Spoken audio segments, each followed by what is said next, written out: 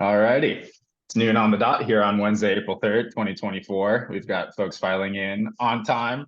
Really appreciate that as always. But as always, we'll sort of begin with opening remarks just to allow for folks who are joining perhaps from another meeting or coming in from outside to join us today for this important conversation about pending legislation in the state capitol here in Alaska.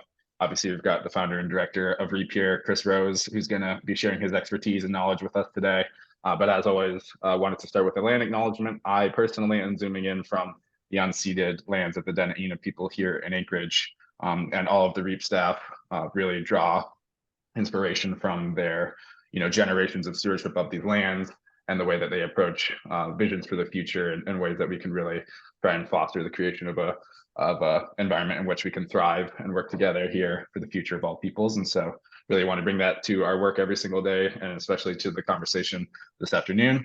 Also on that note, just want to remind folks who we are, who REAP is. We're a 501c3 nonprofit with most of our staff here on Dena'ina lands, although we have folks outside as well who are really working on our mission of accelerating the development of renewable energy and energy efficiency across the state here. Do that in a lot of different ways, which Chris is going to speak to a bit here once he takes the reins. But also want to highlight the fact that not only do we have incredible staff, but we represent a coalition of over 60 dues-paying member organizations who run the gamut of, private businesses, independent power producers, electric utilities, native corporations, other nonprofit organizations, all who are invested in that mission that I mentioned, and who really band together with us to make that positive change that we envision here for the future of our state. And so really appreciative of all those members and our incredible staff. And on that note, want to hand it off to the first staff member at REAP ever, the founder and executive director, Chris Rose. Thanks so much, Donovan. Appreciate the opportunity to talk to folks today. I don't know if we've got a slide coming up here or not, but we do have a great staff right now. We've been growing quite a bit over the last several years. We're set to even add some more people this year, we think. So it's exciting that we are working on so many different things. Collaboration, super important. We have partners across the state that are both members and non-members of REAP. Our K through 12 education staff is doing tremendous work getting the word out to kids and adults so that we have a more energy literate population, and focus in then on training for people who can take the jobs of the future. If we're successful in getting more renewable energy and energy efficiency in the state, we're going to have a lot of jobs created, and we want to make sure people are ready to take those jobs. But today what we're going to do is talk mostly about advocacy. That's the work that I've been doing for about 20 years now, and that we're focused on, of course, during the legislative session, because we have an opportunity now, I think, in the next 6 weeks or so to pass some legislation that would really be beneficial to make REAP's mission move forward. And so I want to start out with the next slide here, which is one of the reasons that I'm in town, I'm in Juneau right now, is because the author of the National Renewable Energy Laboratory's report on the 80% renewable portfolio standard, Paul Denholm, is in Juneau this week. I'm going to go back. So he's going to present 3 different times this week to different committees in the legislature: today, this afternoon at the House Labor and Commerce Committee, tomorrow at the House Energy Committee, and on Friday in the Senate Resources Committee. And those dates and times are there on the slide if you'd like to watch those presentations. If you haven't been using the Alaska Legislature website before, it's pretty easy. When you go to the Alaska Legislative website and you just click on the Live Now button, you can actually watch all of these hearings that are taking place live as they happen. And I would really encourage people to watch at least one of these hearings if they're interested in the report. They'll probably be fairly identical presentations. Of course, what this presentation is about is that we can get to 80% renewable electricity, and we can do it with a lot of cost savings. If people have not been able to check out the report, it is linked on our website. But essentially what NREL has found is that, particularly because we now have a looming natural gas crisis in Cook Inlet, and we're looking at much higher natural gas prices when we begin to import natural gas in a few years, 50% higher probably than we're paying right now, that renewables are quite competitive and will save the region literally over $1 billion over the next 16 years, which is the area or the time period that they studied. They just looked at the time period that is suggested in the current renewable portfolio standard being proposed up to 2040. And over those 16 years, found that we would save approximately $1.3 billion, mostly in fuel costs. That's even after including lots and lots of costs to integrate those renewables and to make sure that those renewables are seamlessly used in the grid.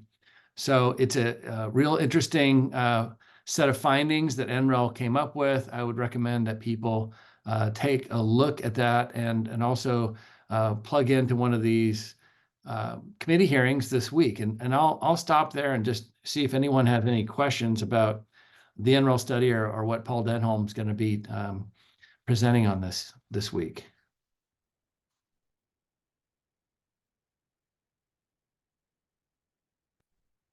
Any questions? Okay. That's a great reminder. I put it in the chat, but didn't include it at the beginning. But we will try our best to answer questions in real time at the end of sort of every slide related to different policy objectives. So encourage folks to lock those in the Q&A function and we'll answer them in real time, but none at the moment. So I think we can go ahead and move to the next slide. Okay, great. Thanks, Donovan. Okay, so I mentioned the Renewable Portfolio Standard, or RPS. That was Senate Bill 101 and House Bill 121. Those bills have been stuck in committee for most of the year. In the Senate Labor and Commerce Committee, which is chaired by Senator Bjorkman from Nikiski, Senator Bjorkman has basically said that that bill is not going to move, and he has not heard that bill this year. That's unfortunate because we, again, believe that this is an opportunity for the state to address the lack of a market and bring in instead a policy driver to push us toward the renewables that will save us money. That's really one of the main things, one of the main points we've been trying to make to Senator Bjorkman is that there is no market. We have 4 monopoly suppliers of electricity, and they in turn are very reliant on a monopoly supplier of natural gas. And so it's not going to happen organically through the free market. What we are going to have to see is some kind of a policy driver that pushes us in the right direction.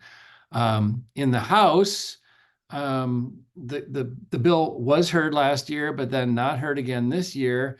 And instead, the chair of the House Energy Committee, House Member George Rauscher, has instead introduced his own clean energy standard bill. I think technically it was a House Energy Committee bill that Representative Rauscher led. And that's House Bill 368. That bill, from our perspective, had a lot of problems, still has a lot of problems. It doesn't have any enforcement in it. Another concern we've heard down here in Juneau from some legislators is that the utilities don't want to have fines and don't want to be responsible for fines because they're co-ops. And I think folks who've been following this may understand that we have, I think, bent over backwards to create legislation that would allow the utilities ample room to comply with the standards. And I think that the NREL study demonstrates that they would be able to comply because it's the most economic thing for them to do. There are a series of waivers and exemptions in the RPS bill that would give the utilities an opportunity to bring valid reasons why they were not able to comply with the standard to the Regulatory Commission and get a waiver or an exemption. But unfortunately, that just hasn't been an argument that's been persuasive to either Senator Bjorkman or to Representative Rauscher. And so Representative Rauscher did introduce this other bill. Another issue that we have with 368, besides the fact that there's no enforcement, is that it added coal in the list of eligible technologies, and we're really just struggling to understand why that would be in the list. So we have not been supporting House Bill 368. It did move out of the House Energy Committee a couple of weeks ago. However, it had neither majority or minority full support. Some of the majority members in the committee voted against it. Some of the minority members in the committee voted against it. So it does not have widespread support. Nevertheless, it is going to its next committee of referral, which is the House Finance Committee, and that committee is going to be hearing that bill today at 1:30, in just about an hour and a half. So again, if you go to the Live Now section of the Alaska Legislature's website, you could watch that hearing today. They are not going to be taking any kind of public testimony on that bill today, but it will be an opportunity for people to watch and see, what they do with that bill. We're not anticipating that bill moving this year, but it is out there. It is essentially a competitor to the RPS bills. And at least from on the House side, it's the bill that the House is looking at rather than the RPS bill. RPS bill is still alive, it's just not being heard. Any questions about either of these bills? Senate Bill 101, House Bill 121, which is the RPS, or the Clean Energy Standard Bill, the House Bill 368. And I'm not monitoring the chat, so maybe if you see that, Donovan, you can ask any questions that are being posed in the chat. Yeah, I am monitoring the chat. It's mostly been folks introducing themselves, and we don't have any questions in the Q&A function yet. And so I think we can move on. But I would just ask me personally, could you give a sense for where some of the bigger players, and I'm sort of, this is a leading question, but were there any sort of letters of support or opposition from some of our electric utilities who would be the ones who would sort of be enacting or complying with these sorts of measures? Yeah, thanks for that reminder, Donovan. Chugach Electric Association did pass a resolution, and I believe the vote was 6-1. I'm not positive, but they did pass a resolution. Now been at least 6 weeks ago in support of an RPS. They did not file a resolution in support of either of these bills specifically, but it was a bill in support of an RPS concept. So far, that has not seemed to move either of the chairs where these bills are sitting in committee. But it was, I think, remarkable that the utility that has about half the load of the entire rail belt is in favor of a policy driver that would move us toward renewables. One thing that the NREL report states is that the reference case that they look at gets us to 76% renewable and saves us all the money that I was talking about before. But it doesn't really, I think, state very specifically the fact that the reference case is not happening because we don't have any market. I mean, I think it's just, it begs the question of how we would start moving in that direction toward the reference case. Now, having said that, I think a lot of people are aware that there are multiple renewable energy proposals that are in front of some of the rail belt utilities right now.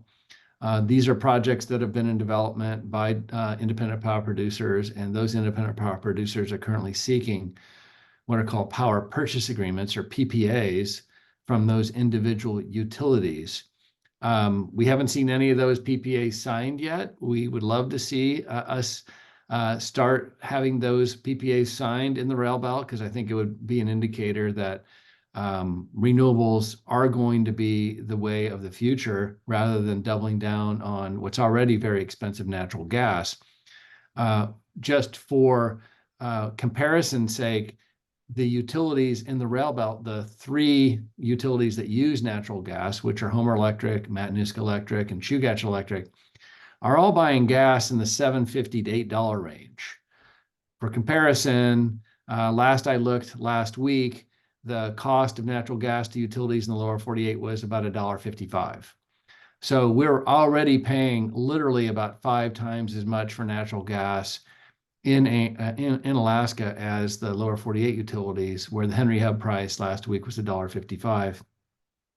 If that price goes up for Alaskan utilities from $7.50, $8 up to $12 or $13, which is what the consulting companies that NSTAR and Chugach have hired to look at this problem have said those prices will be, then we're looking at another 50% increase to already expensive prices. And I guess that's the really good economic argument, I think, for moving toward renewables. But again, 29 states have renewable portfolio standards for a reason. It creates a policy incentive for these utilities who would otherwise have to pay some kind of a compliance penalty if they don't meet the standard. So at this point, we have only Chugach who's weighed in. I guess that also leads to a very important point, which is that our utility board members are important people making important decisions in our communities. It was great to see the Chugach board weigh in about the renewable portfolio standard. Those people are elected by us every spring, and those elections are happening right now. So all 4 of the co-ops in the rail belt have elections in the spring. They're not exactly at the same time, but they're basically staggered throughout the spring, ending sometime in May.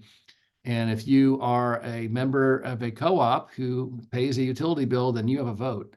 And so on our website, if we don't have it already, but we should have the endorsements that we have recently made for candidates in the various races across the rail belt. And if you're interested in looking at who REAP has endorsed, that is on our website. These are important positions. They make important decisions. And I would really encourage everybody to weigh in and cast their vote in these co-op elections. So why don't we go to the next bit here? This is actually yeah. I would just say there was one question from Edwin Beifelt in the chat, basically saying it seems from your presentation that the RPS is not likely to pass this year or in the near future. Is that a correct reading? And then also, will we ever see an RPS for rural Alaska utilities? To the first question, I think it's unlikely with 40 days left in the session that the RPS is going to gain enough traction to pass this year. I would never say that it wouldn't pass next year. I think that every year that we spend in Juneau educating policymakers about why this is an important policy, and every policymaker starts to learn the things that Paul Denholm from NREL is going to be presenting, make a difference. And it's an incremental process. The RPS took years and years, sometimes a decade in other states to get passed. So it's not the kind of thing that you just expect to pass in 1 year. But ironically, we have an opportunity to pass it even quicker than most places because we have co-ops here, and we are the ones who should be controlling the policy and the direction of those co-ops. That's the way it's set up. In the lower 48, most utilities are investor-owned utilities. Unless you own stock in those utilities, you don't have a say on what that utility's direction is. But we all have, as co-op members, a say, and that's our vote in these co-op elections. So if we can continue to make progress, getting more progressive leaders on these co-op boards, then I think that will help. But I think there is a chance to pass an RPS next year. Right now, it's literally being held up by just a couple people. And if it could move out of those committees and be heard more readily around the building, I think we'd have a lot better chance. But again, it boils down to people responding to this and calling their co-op and saying, wait, why aren't you supporting an RPS? This is going to save us money. We need to move in a different direction. So it really is up to us as both consumers and co-op members, but also voters, to let our co-op representatives know how we feel about this stuff. As far as an RPS for rural Alaska, that's been discussed, but I think there's been some concern that creating that mandate for very, very small utilities might be difficult for those utilities. It's not off the table completely, but it really hasn't been something that we've been seriously considering yet. We think, though, that the benefit of having an RPS in the rail belt for rural Alaska is not insignificant. Number one, the power cost equalization program that supports rural Alaskans' utility bills, electric utility bills, is based on the weighted average of the cost of electricity in 3 cities: Fairbanks, Anchorage, and Juneau. Down here in Juneau, we've got really stable hydroelectric prices. However, in both Fairbanks and Anchorage, the prices of electricity have been steadily rising. And now we have very high prices relative to the United States in both Fairbanks and Anchorage. That means the weighted average for the power cost equalization program keeps going up and up and up. In other words, there's less to equalize between urban Alaska and rural Alaska, and there's really less room for there to be a subsidy for rural Alaska. So stabilizing and over time, even lowering our prices for electricity in rail belt Alaska helps rural Alaska. The other thing that I've heard from many utility folks in rural Alaska is that if we had a robust renewable energy industry in rail belt Alaska, that would really help rural Alaska, because right now some rural Alaskans are hiring people from outside Alaska to come to these rural communities to help them put renewables in. We should be hiring those people from Fairbanks and Anchorage and other places in Alaska. So building a robust industry in the rail belt is the first step, I think, toward an energy transition in Alaska. That's why we've been focused on an RPS that would only really apply where there are electric reliability organizations. And the only place in the state so far that's required to have an electric reliability organization, which is a regional planning entity, is the rail belt.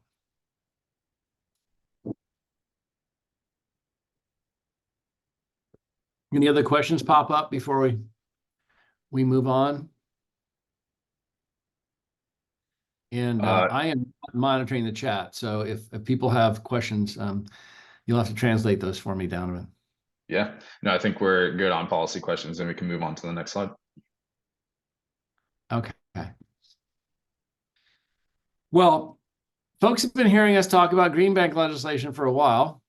REAP has been advocating for this concept for about 7 years. This whole idea grew out of the great work that Alaska Housing Finance Corporation did with grant money for a period of about a decade. More than $640 million was appropriated by the state legislature that went through the Alaska Housing Finance Corporation and supported a couple programs, a weatherization program for lower income people and a rebate program for people who are median income and above. But roughly speaking, more than 50,000 homes took advantage of one or the other of those programs and got at least $10,000 in state support to weatherize their homes. And HFC estimates that the average heating bill savings from those 50,000 homes has been about 30%. This is a huge savings doing fairly easy retrofits, but still they cost money. And people need to get that upfront capital to save all that energy and save all that money over time. And so about 7 years ago, we realized, well, we're not going to be able to just keep getting grant money out of the legislature for these programs. We should look for another avenue to finance these kinds of programs, and discovered what green banks are. And been working very closely since then with the Connecticut Green Bank, which was the first green bank in the United States, established, I think, in 2010, which has been highly successful in developing different loan programs and different loan products within each of those programs that help average people in Connecticut, and there are other green banks in other states, but these programs help average folks get an affordable loan to do things like energy efficiency upgrades or rooftop solar. You can't take advantage of a tax credit for rooftop solar if you can't get the money in the first place to build it. You can't take advantage of all the savings you would have if you made your home more tight and weatherized if you don't have the money up front to do it. A lot of people would do these things if they had the upfront capital. So the idea of a green bank is a quasi-governmental entity that develops those loan products and loan programs that the private sector banks just are not doing right now. The private sector banks are not seeing green finance as an opportunity the way they saw automobiles as an opportunity 100 years ago. And maybe 10 years after banks were invented, cars were invented, banks started realizing, hey, we can make money by loaning money to people to buy these things called cars. And now you can get a very, very good loan, sometimes 0% on a car, something that depreciates the moment you drive off the lot, but it's still hard to get a low cost loan on things like and putting solar on your roof. So a green bank would do that. We had green bank legislation in the last session. It failed primarily because people did not want to see it housed at the Alaska Industrial Development and Export Authority, or ADA. And so the bill that died almost 2 years ago was not dissimilar to the bill that's in there now, except that it was housed at ADA. Now this bill, House Bill 154 and Senate Bill 125, companion bills, because it's a governor's bill. This legislation is sitting in both the House and the Senate Finance Committee, and it would create a green bank that would be a subsidiary of AHFC. So we really are close to the goal here of getting this bill passed. We need to move it out of either Senate Finance or House Finance over to the other body. Because a lot of the politics that's been going on down here over the last couple months, that has slowed down.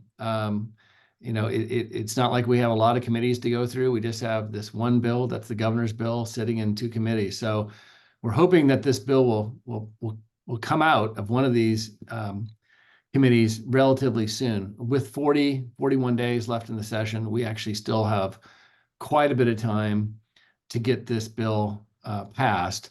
I would say that if you are interested in supporting the Green Bank legislation, that you write the co-chairs of these committees, which are up here on the slide, and you can take a screenshot of that slide if you're watching this, and you can write those co-chairs.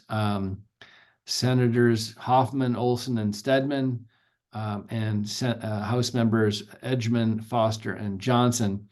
And if you want to just write to one or the other, I mean, Senator Olson is the one who's moving bills in the Senate, and Representative Foster is the rep who's moving bills in the House.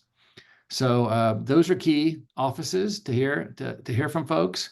If people are interested in having these bills move, I'd highly encourage you to write letters or make phone calls and explain why you would like to have a green bank in the state.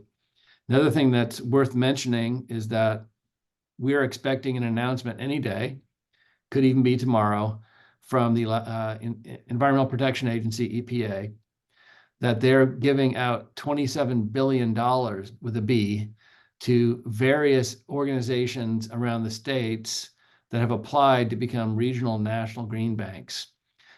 Those monies will be able to flow to a green bank that we would create here in the state of Alaska. So we would be in a position, we had our own green bank, be in a much better position to accept some of that federal green bank money. That was all part of the Inflation Reduction Act. There was a section of the Inflation Reduction Act called the Greenhouse Gas Reduction Fund, and the $27 billion that is going through EPA that I'm talking about and could be announced as soon as tomorrow is all related to that. So that's another reason why we want to get Alaska in a position to be taking advantage of this federal money so that people can take the loans that they need to take advantage of federal tax credits for things like rooftop solar, and take advantage of all the savings that they're going to reap if they make their houses more weatherized. If you think about it, if we have to import LNG in Cook Inlet, which is looking more and more likely every day, unfortunately, people's heating bills is going to be the thing that impacts folks the most.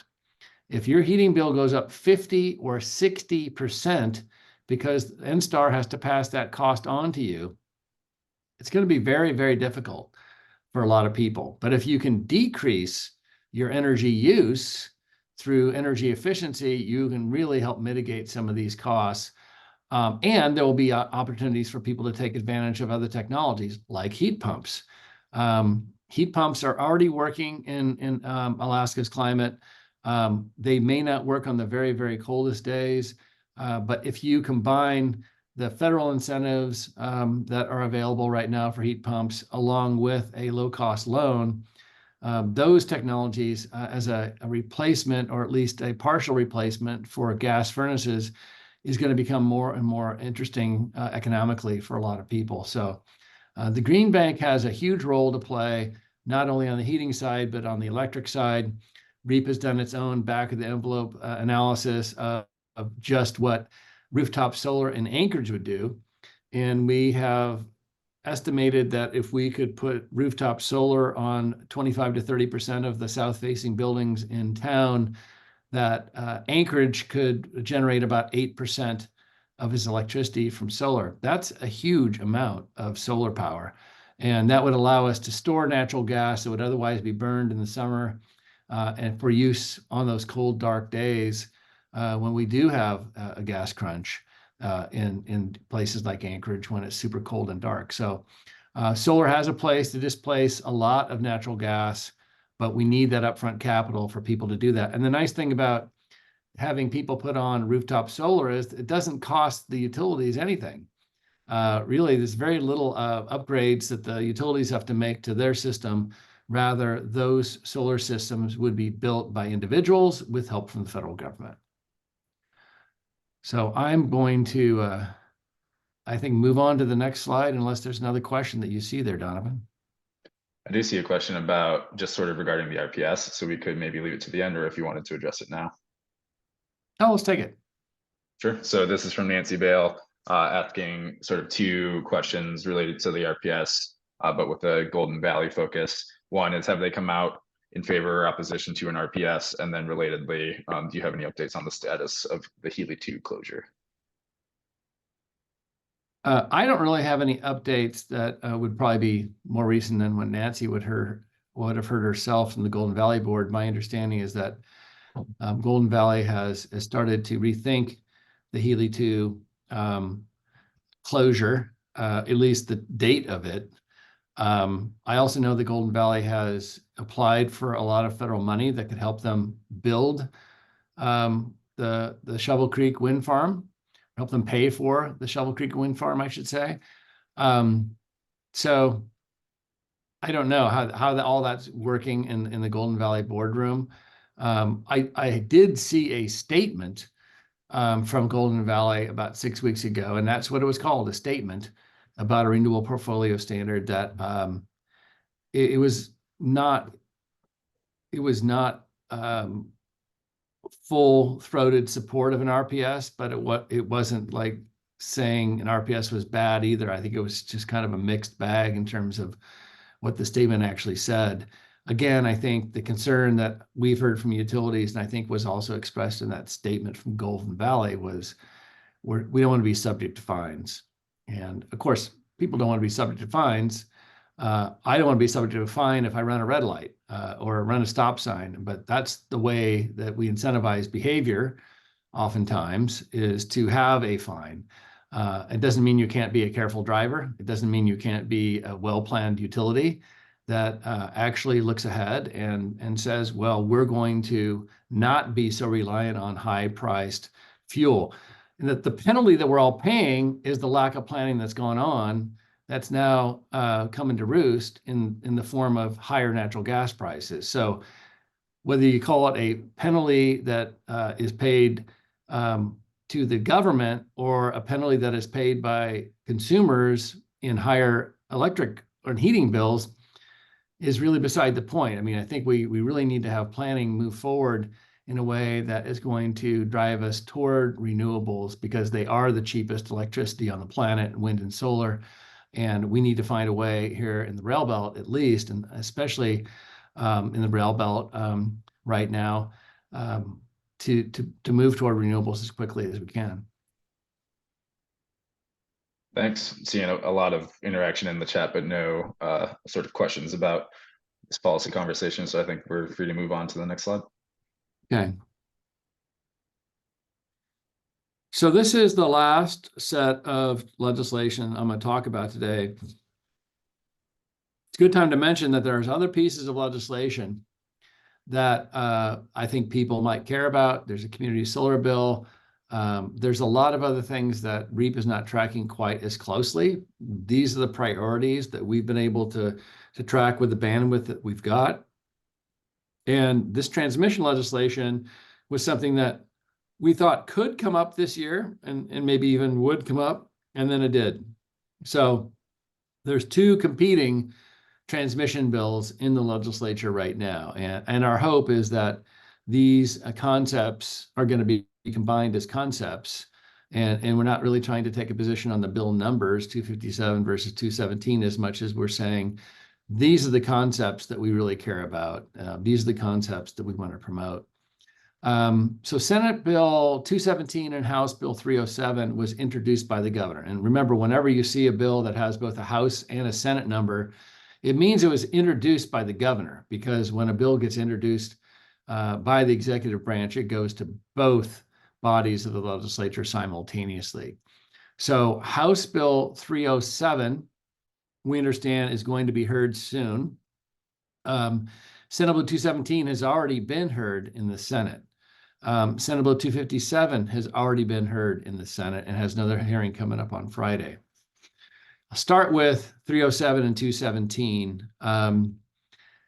One of the things that folks have been hearing us talk about for some time, which has been a barrier to more economic development in the rail belt, is the cost of moving electrons. The cost of transporting electrons in the rail belt has been very, very high, because each of the utilities and the Alaska Energy Authority all own a separate portion of the wires. And they've all got the legal opportunity to charge different entities who want to use those portions of the wires when they want to move electrons back and forth. And so if you want to move electrons from Homer to Fairbanks, you might go through 3 or 4 different service areas with 3 or 4 different transmission owners. And each one of those transmission owners can charge you a wheeling rate or a wheeling tariff. And when you get charged one tariff on top of the other, on top of the other, on top of the other, that's what we call pancaking wheeling rates. So not only are you not paying just one rate, you're often paying the one rate times 2, times 3, times 4. Each of these utilities are charging you different rates to move power. This has killed renewable projects that we know of. And we've seen economic proposals to generate wind power, for example, at Fire Island. A second tranche of Fire Island wind died on the vine because the cost of moving the power up to Fairbanks, where they wanted it, was so expensive that the deal never went through. So wheeling rates are a big deal. You can see in Senate Bill 217 and House Bill 307, as well as in 257, there's provisions to eliminate wheeling rates. We believe that the provisions in the language in 217 and 307 are probably clearer, are definitely clearer, and streamlined, and it's probably the way to do it. So we support House Bill 307 and Senate Bill 217 because we do believe it is a way to eliminate wheeling rates by simply putting all the costs of the transmission system into a bucket and then dividing that bucket 4 ways. There's only 4 entities in the rail belt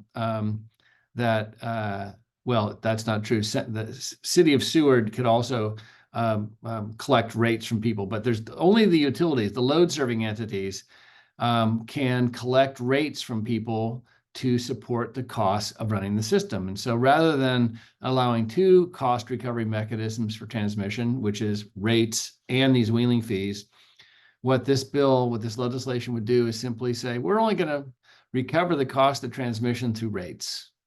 We don't believe that's going to have a huge rate impact, but it is going to have a big impact on the cost of moving power around the grid. So we really support Senate Bill 217, House Bill 307. The other thing that legislation would do, and mind you, this legislation is 2.5 pages long, so it's very discrete. The other thing this bill does is provide parity between independent power producers and electric utilities when it comes to local property taxes. Right now, co-ops don't have to pay property taxes for the assets that they own. So when you see a big power plant somewhere in the rail belt that covers a lot of ground, that co-op is not paying property taxes to the local taxing authority. And the policy rationale behind that is that those taxes would just have to be passed on to the local consumers and would make our electric rates higher, because the electric utility would have to pass those property tax costs on. And so the policy rationale in this legislation is the same. If an independent power producer is going to be selling power to a co-op who then sells the power to a member, a community member, a ratepayer, then again, we should not be forcing the cost of those property taxes into that contract, and therefore making the power purchase agreements that the independent power producers can offer to utilities less expensive because they don't have to plug in the property taxes into that contract. So we support both elements of House Bill 307 and Senate Bill 217. Starting on 257. First of all, there is a provision that would try to eliminate wheeling rates. We're not as positive about the language in 257 in terms of how it adequately eliminates wheeling rates. I mean, I think that you can read the bill in a way that says, yes, it's going to eliminate wheeling rates. I guess we just like the provisions and the language in 217 better, but this is a good thing. It's aimed at eliminating wheeling rates. Unfortunately, what 257 does is also something that we are very opposed to, which is it would create a new entity called the Regional Railbelt Transmission Organization, and it would take away the current planning authority that the Electric Reliability Organization in the Railbelt, called the Railbelt Reliability Council, or RRC, currently has. So full disclosure, I'm on the board of the RRC, have been part of the formation of this Electric Reliability Organization for more than 5 years. And we, the RRC, have statutory authority to oversee transmission and generation planning authority for the whole rail belt. Under 257, that planning authority would be taken away. And we're not sure whether all of the transmission and generation planning would be taken away or not. In recent discussions we've been having, maybe there's some slight give there on the generation planning, but we believe that this has to be holistic planning and it should all stay at the RRC. So this is a big deal. We do not want to see planning authority taken away from the current RRC. In fact, the RRC has not even been consulted by the legislature about what this would do to the RRC. We had an RRC board meeting on Monday. This is a topic of conversation at our meetings. We're about to hire a CEO and get on with our work. We want to move forward and do the planning, the regional integrated resource plan for the rail belt. The other thing that Senate Bill 257 would do is explicitly repeal the integrated resource planning legislation that was passed in 2020. Again, we're very against that. We don't want to see that planning legislation go away, nor all the regulations and rules that have been worked on in the last 4 years to implement that. So big concern about 257, and it just kind of begs the question for us, what does a rail belt transmission organization actually do? What problem are we trying to solve with this? It's been intimated at times in some of the testimony that was given to the legislature so far this year by proponents of 257 that this bill actually would create a system operator that would do economic dispatch of the generation resources in the region, and it doesn't do that. It absolutely does not create a system operator. It does not mandate economic dispatch. And so we have been working hard to educate lawmakers about the difference between managing a transmission system and operating a grid. And sometimes that's a nuanced difference that people don't really get the first time, but we have been really spending a lot of time talking to people about management of the transmission. You know, if there's another organization that does that, maybe that's not such a bad idea. But taking the planning authority away from a broad stakeholder governance structure that the RRC has developed over the last 4 years is a really something that we can't live with. And so we've been working very hard to make sure that the planning authority for the Railbelt Reliability Council does not get taken away and put into some new organization that, by the way, would only be governed by the utilities and the Alaska Energy Authority. And that's one of the big concerns we have about it. It's not a broad stakeholder board that includes consumers or independent power producers that, for instance, the RRC has. The RRC has a lot of different stakeholders on that board. So we're very concerned about that portion of 257.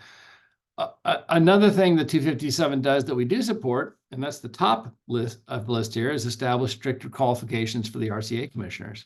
I think that's a good thing. We want a strong RCA commission. We need a strong regulatory commission of Alaska. There's more and more things they're going to have to do with electricity that the commission's going to need to have the bandwidth to take care of, and we want strong expert commissioners.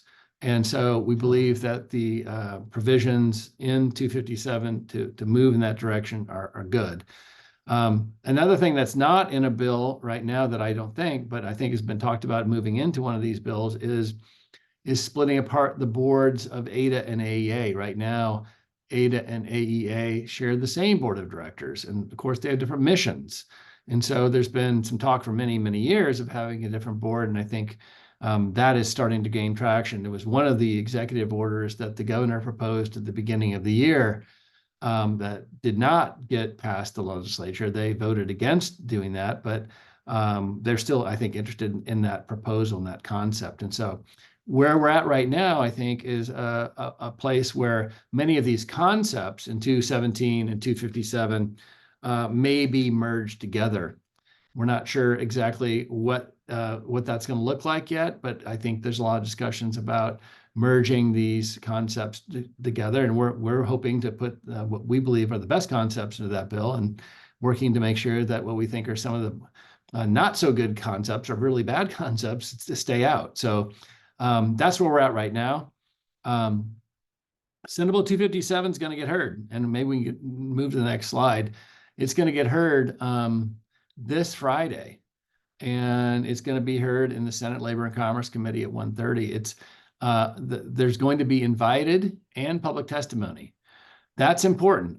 If you all are interested in supporting elements of Senate Bill 257 or not supporting elements of 257, then let your voice be heard on Friday. And we're working on some easy talking points, some bullet points that we'll put up on the REAP website, and they'll be prominently displayed by the end of the day tomorrow, no later, so that if you do want to testify on Senate Bill 257 on Friday, we will have some talking points for you on our REAP website no later than the end of the day tomorrow. And again, I think the biggest issue for us in 257 is the Planning Authority not moving out of the Railroad Reliability Council and not moving toward a small group of utilities in AEA. We want an independent entity like the Railroad Reliability Council, which is set up in a structure that allows us to act independently of the owners and users and of the system. And I think that's where all the planning authority should stay. So that is a wrap up, I think, of some of the legislation we're looking at. As I mentioned earlier already, House Bill 307 is going to be heard today as well at 1:30 in House Finance. We don't expect that bill to move today, but it's a good sign that it is moving, that it is starting to be heard. And as I mentioned, 217, its companion, has already been heard in the Senate Resources Committee. So if you are interested in supporting Senate Bill 217 or House Bill 307, again, check out the legislative website, check out our website, and you can easily find out what the schedule is going to be for those hearings. I have my first meeting with Paul Denholm and from NREL up at the Capitol in about 10 minutes. And so I have about another 5 minutes or so that I'll be able to stay on and before I have to unfortunately leave just a couple minutes early. But I have till about 12:55, and then I can answer questions for another 5 minutes or so. Great. Well, thanks for all the information, Chris. I think that's a perfect plug. If folks have questions, please log them now, but we've got two in the hopper here. So I'll just read both off and you can tackle them in whichever order you prefer. The first is from Mike Raft. He's asking just sort of for your sense on the timeline of renewable energy projects that could offset LNG imports or the use of other fossil fuels for generation. And then George Donner is asking just for an update on the efforts to align matching funds for the GRIP transmission upgrades. I'll take the first or the last question first. GRIP funding, which is an acronym that the federal government came up with, is for transmission funding, and the rail belt utilities got a big award of $206.5 million toward building a high voltage direct current cable from the Kenai Peninsula over toward Beluga, which would connect in with the transmission system and allow for more transfer capacity off of the Kenai Peninsula up toward Anchorage. And I don't think there's opposition to that HVDC cable being built.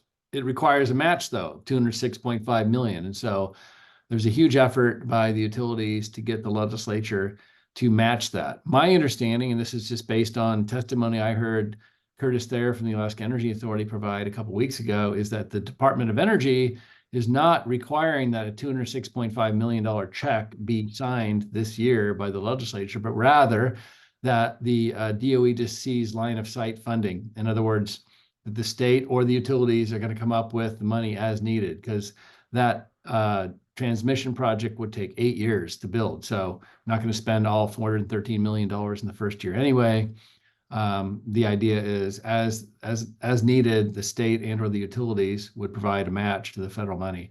Beyond that, I don't have any specifics about what might be cooking to make that match happen. To Mike Kraft's question, it's a really good question. It's the one that I've been trying to get the answer across to legislators on, and that is for the projects that are in development already, including a 38 megawatt project by Delta that I know Mike is interested in, invested in, 150 megawatt plus wind project near Fairbanks called Shovel Creek, another 150 megawatt plus wind project near Little Mount Susitna. All of those projects could be injecting power into the grid by 2027 or 2028. That's exactly when DNR has been saying for 15 years, we are going to start running short of natural gas. So those projects could be developed quick enough to start making a difference. There's also another project, 120 megawatt solar project that's being proposed. Again, because it's already in development, could probably inject power into the grid in 3 or 4 years. Typically, though, any new projects beyond the ones that are already kind of in the pipeline are going to take 4, 5, 6 years to permit and build. But that's much faster than the alternatives like a natural gas pipeline or a big hydro project or any of the other things that people might be talking about to alleviate the concern about importing natural gas. Wind, solar, efficiency, and conservation are the only things that can happen fast enough. And that's why we're focusing on policy drivers for those things. Thank you. And I think you might have to leave in a few minutes here, so you have time for one more, perhaps. Patricia One more. Phillips, perfect, is asking for a status update on renewable energy fund funding. That is something also that we are monitoring. It's not a bill, it's part of the budget. It's an appropriations item. The Alaska Energy Authority recommended about $32 million worth of projects. In other words, after the advisory committee, which I am on, looked at those projects, AEA went ahead and recommended a lot of good projects, $32 million worth. The governor only put $5 million in his budget so far for that renewable energy fund, which means that the legislature is going to need to appropriate a lot more money if we're going to get more of those projects built through the renewable energy fund. So we are advocating for more money to go into the REF. We're still not certain right now how successful that'll be, but in the past years, we have been successful in moving the number up from what the governor's original budget had proposed. Perfect. Well, I am going to leave, folks, so I can run over to the Capitol, but it certainly is great to see so many people interested in this and so many people participating. And I hope that you will continue to participate through voting in your co-op elections and also letting your legislators know how you feel about this and letting the committee chairs that we have been highlighting here know how you feel about this legislation. So thank you so much. And I'm going to take off. Take care. Thanks, Chris. Thanks. Bye-bye. And we do have a few minutes left on the webinar if folks want to stick around and ask questions that I might be able to answer. A great example is the one that Tim Ellis put into the chat regarding our Railbelt Utility Board election endorsements. The question is, has REAP always or routinely endorsed co-op board election candidates, or is this year's endorsement the first for REAP? So actually the first endorsements are this past year in 2023. So this will be our second time. We've developed a robust endorsement process. And so Chris mentioned that we will be hosting those endorsements on our website here soon. Our public policy committee voted on those endorsements late last week, and we've been working with the individual endorsed candidates to generate the information for web pages that will be hosted on the REAP website. Keep an eye out for that. I'll also just be following up with a lot of resources that Chris mentioned today, both for folks who attended today and also for folks who expressed interest but were unable to attend. So keep an eye out for that information, but relatively new, but not certainly a new concept. And they're private elections that REAP does not have to be, that as a 501c3, we're eligible to issue endorsements for. It's not political endorsements. And it's always sort of been something that folks ask of REAP, just recommendations for which candidates are most aligned with our mission. And so it was a natural extension of the work that we've been doing for a long time here. So really, as Chris mentioned, important elections that have a massive impact on the energy decisions made within the rail belt, which have cascading implications for all Alaskans. And so something that we can no longer sort of sit on the sidelines for. And then George Donner asked another question here. How do we sign up to testify on bills during hearings? It's a great question. With each committee hearing, at least the ones where they invite public testimony, they provide some information beforehand in terms of a call-in number, and also just ways of navigating that sort of phone tree to find the right committee and be put into the queue for your 3-minute testimony. And so that's helpful information that we'll include in our follow-up and on the web pages with those talking points that folks can draw on in their testimony for example, the transmission bills.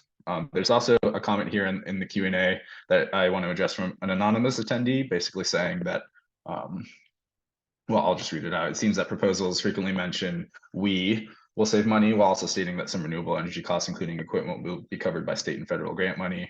It's crucial to acknowledge that these grants are funded by taxpayers, both present and future. It's essential to avoid framing grants as free money. Defraying costs is not a holistic approach. What is your response? I would agree. And I think that's sort of, this is outside the bounds of REAP's efforts, just because we certainly advocate for the increased development of renewable energy and energy efficiency, but there's all sorts of subsidies and tax breaks that alternative energy, fossil fuel generation in the state of Alaska has enjoyed here for a long time. And you'll note that a lot of the policy solutions that we're advocating for, whether it's an RPS or these transmission bills 307 and 217, or really even the Green Bank funding, are all policy solutions that do not rely on grant funding. These are simple tweaks to statewide policy that would really unleash the development of our local renewable energy resources here. And so we really want to be, respectful of the stewardship of not only these lands, but the funds that we have available as a state to champion renewable energy resources and solutions moving forward. And so that's really why that's the focus of those policy efforts. So with that, I just want to thank you all for joining. I know we sort of had some folks tune in and out, but we had around 100 people join us this afternoon and many more that expressed interest and who will fortunately have the recording to call on later this afternoon. But just really appreciate everybody joining and staying engaged. Please keep an eye out for my follow-up emails. And please also consider supporting REAP in whichever ways you're able, especially this policy work is supported by individual donations and contributions from our partner, both individuals and member organizations. So just really appreciate them. This is the first of 4 Energy Speaker Series webinars that we'll be hosting this spring. So keep an eye out for our following 3, the first of which is 2 weeks from today. But thank you so much for your time. Thanks for joining today. Thank you for your support and interest, and have a wonderful rest of your Wednesday.